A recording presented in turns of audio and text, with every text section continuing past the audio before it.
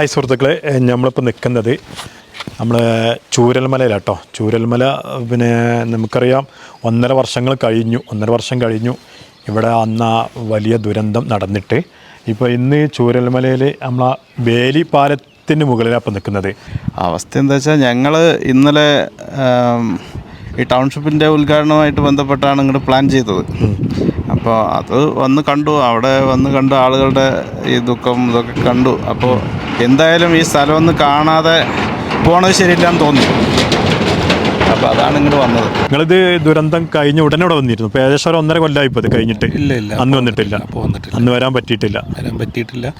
പിന്നെ നമുക്ക് വരാൻ തോന്നിയിട്ടുമില്ല. അത് നമുക്ക് കാരണം നമുക്ക് ഈ ഇതിലൊക്കെ കാണുമ്പോൾ തന്നെ ഉള്ള ഒരു ഇത് വെച്ചിട്ട് നമുക്ക് വരാൻ അങ്ങനെ ഒരു ഇത് തോന്നിയിട്ടില്ല. അപ്പോൾ പിന്നെ എന്താ വെച്ചാൽ ഇതിന് വന്നപ്പോൾ അവർ അനുഭവിച്ച കാര്യങ്ങൾ എങ്ങനെയാണ് എന്നുള്ളത്, എങ്ങനെയായിരുന്നു അതിൻ്റെ ബാക്കി ഇതെങ്കിലും ഒന്ന് കണ്ടിട്ട് പോകാമെന്നുള്ള ഒരു ഇതിൽ അങ്ങനെ വന്നതാണ്. ഇത് നമ്മളെ ചൂരൽമല അങ്ങാടിയാണ് ഈ കാണുന്നത്. ഇവിടെ കുറേ കടകളൊക്കെ ഉണ്ട്. കുറേ കടകളൊക്കെ അന്നത്തെ ആ വെള്ളപ്പൊക്കത്തിൽ നശിച്ചു പോയിട്ടുണ്ട്.